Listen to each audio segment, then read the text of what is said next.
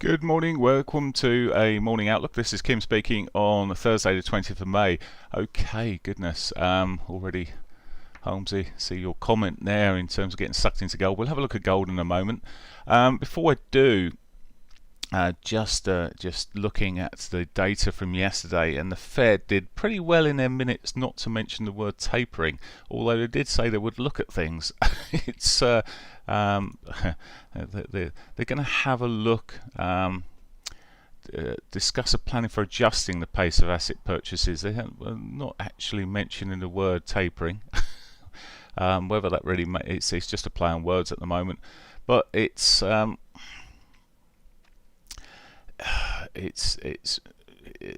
lacking in real clarity overnight from or yesterday evening.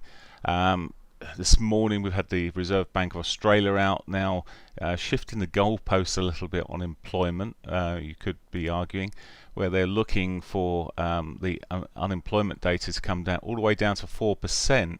Now, I haven't had it down at that level when things were running well. I'm just looking, actually in 2008 was the last time we saw Australian employment down at 4%, and of course thereafter it spiked with the central banks collapsing.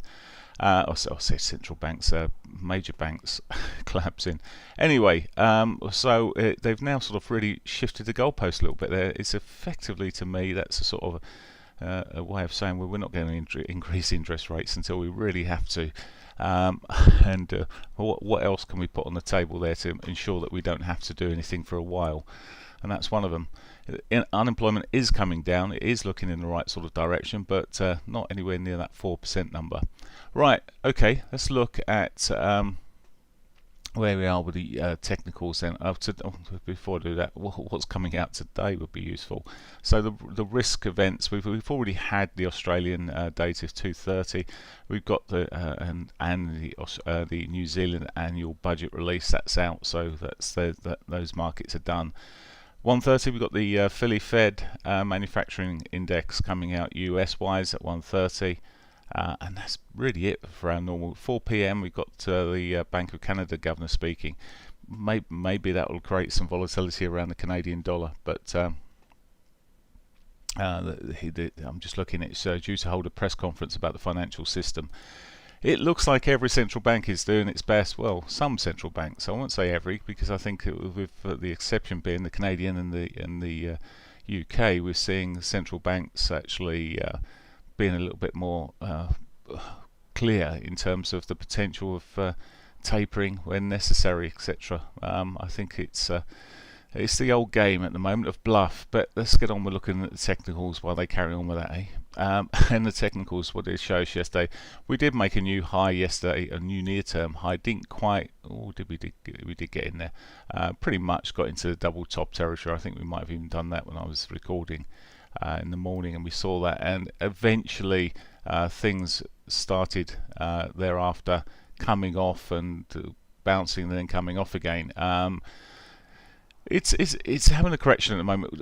In all intents and purposes, we are still higher highs, higher lows, and this market is a bullish market at the moment on this daily 4-hourly charts.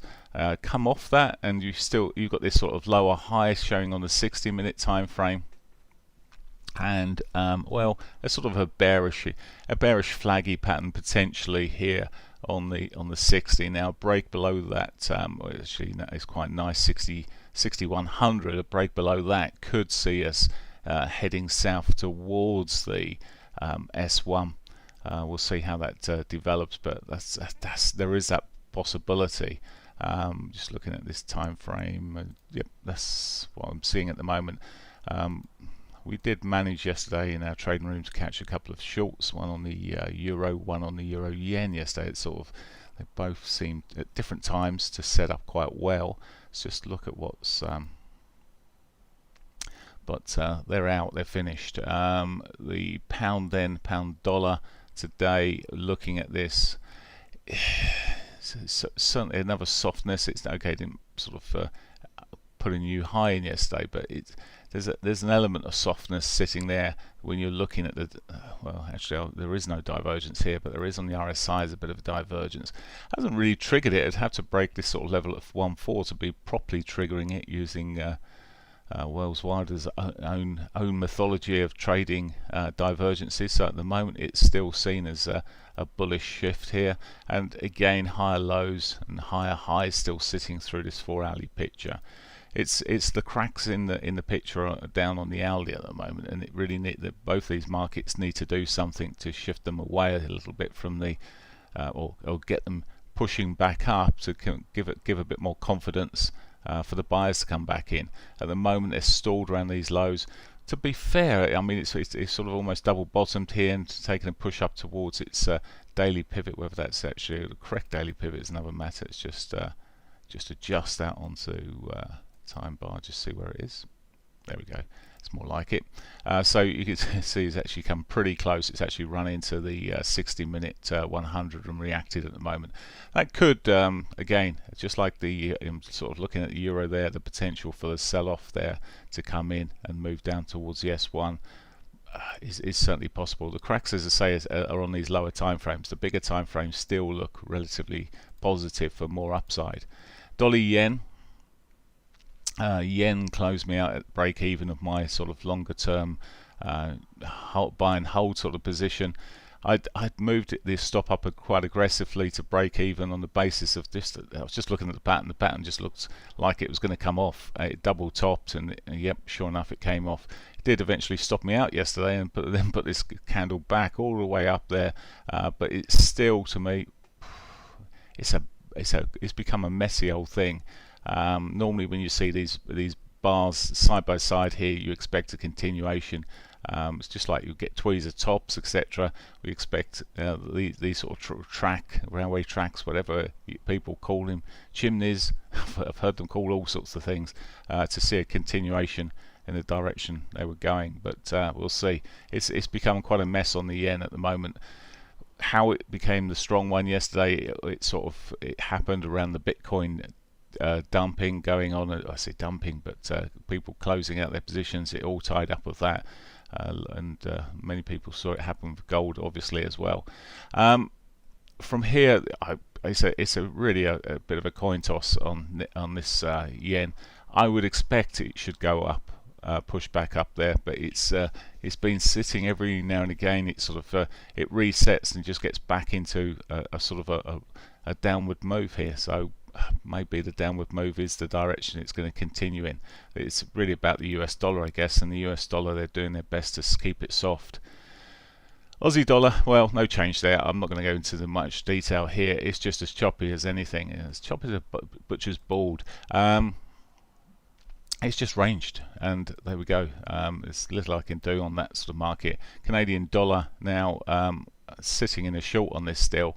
I was looking to, well, I did add yesterday and then got stopped, quite a quick up shove, but still looking at this market. I quite like the idea of still getting into another position. I've got a short position in there, but I'm looking at maybe even daily entry on this if we start seeing a breakdown. I'm just waiting for the breakdown, a bit more confirmation, particularly if it comes in with lower high and starts breaking this level, like what we saw back here when it actually went, it actually gave us a lower high and pushed off. Looking for a similar sort of situation. In fact, I think it was a lot clearer on the 60 minutes here. There we go. There was a nice sort of trend line across there, putting a lower high, broke the trend line, and off it went. At the moment, well, yep, it's got the higher lows and higher highs sitting in here, looking a little bit bullish. Just waiting to see if it can regain its the movement. I'm almost quite happy leaving this trend line somewhere around here. It's probably a bit wrong from the bottom here, but leaving this trend line sitting where it originally was. It should be about there actually.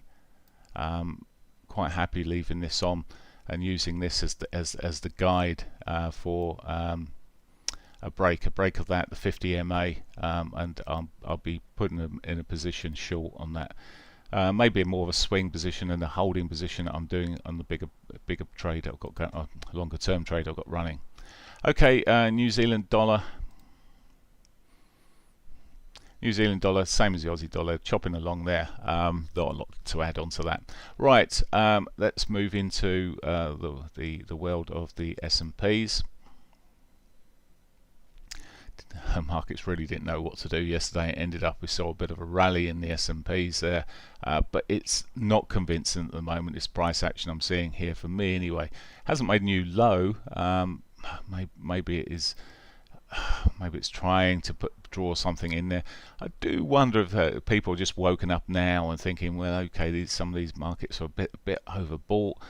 What's going to happen next? There's this indecision sitting around the bond markets, the tapering and everything else, and well, maybe some of the bigger money is edging away from it a little bit. We'll see. Up until now, though, the big money in terms of looking at the commitment traders has been pretty bullish. So yeah, I don't think it's any time for a major correction, but who knows? It really depends on how much confidence the Fed can get back into the markets.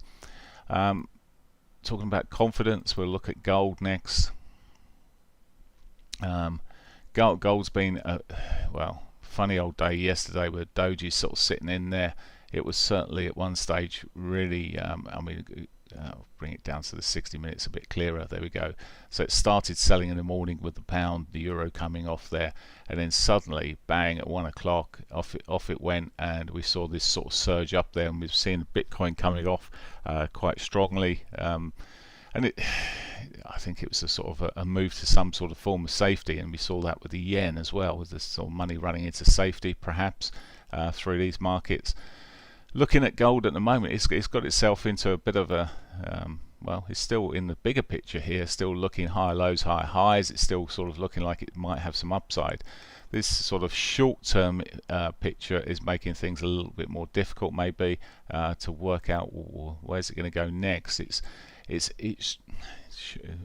on a smaller time frame, putting the higher lows in there, and to me it looks like, well, if we can edge it out here and manage to sort of break again, it will look a bit more positive for maybe these prior highs, this 188.8 sort of level, to be reached again.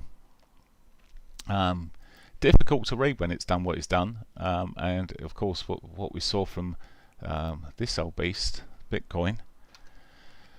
Now, Elon Musk did his best the other day to try and steady things here. Let's just look at the dailies. But well, yesterday didn't make any difference.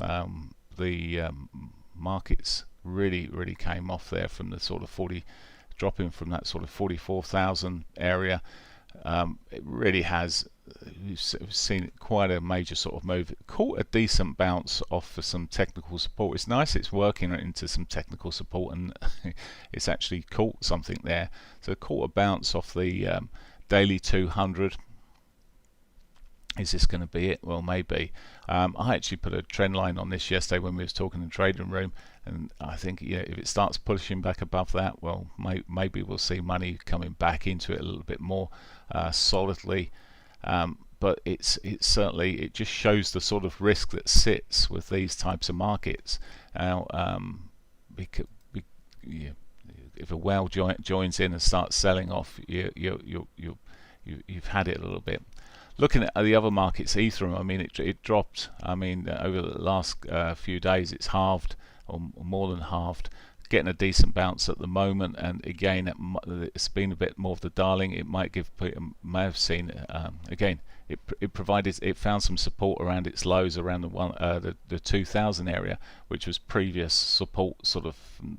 You could argue 2000, 2200 was the sort of area where support was there before, and it sort of bounced off that area eventually. Buyers may be coming back in thinking, well, this is quite good, it's quite discounted, and yep, it may just carry on pushing up as we run through. Ripple suddenly moved. It seems to be a bit of a quicker move, and Ripple came off there, but again finding support at around about 90 cents there, and that too is also bouncing at the moment. Just as we saw yesterday with everything coming off, with these markets, because they're effectively such small markets compared to the major currencies, they can be more likely to have these big sudden bursts either way at times. So no real surprises, I'm afraid, and we could just see more of it. Okay, with uncertainty coming through and big buyers or big sellers coming in and really changing the shape of things. Right, that's the risk. Right, I shall leave it there. I don't think there's anything else. I will leave it to you guys. Some people think cryptos look good. Others think I'm not interested in this. It says often with cryptos, actually, it's when enough people are really nervous, then it becomes the time to be starting to buy, I guess. Maybe yesterday was that time when people got particularly nervous, and you're running down. I mean, it's within the daily S3 area, so sorry, monthly S3 area. So it was within range of where the markets can run to, technically. Anyway, I'll leave you with that thought. Have a great day, and I will speak to you in the morning.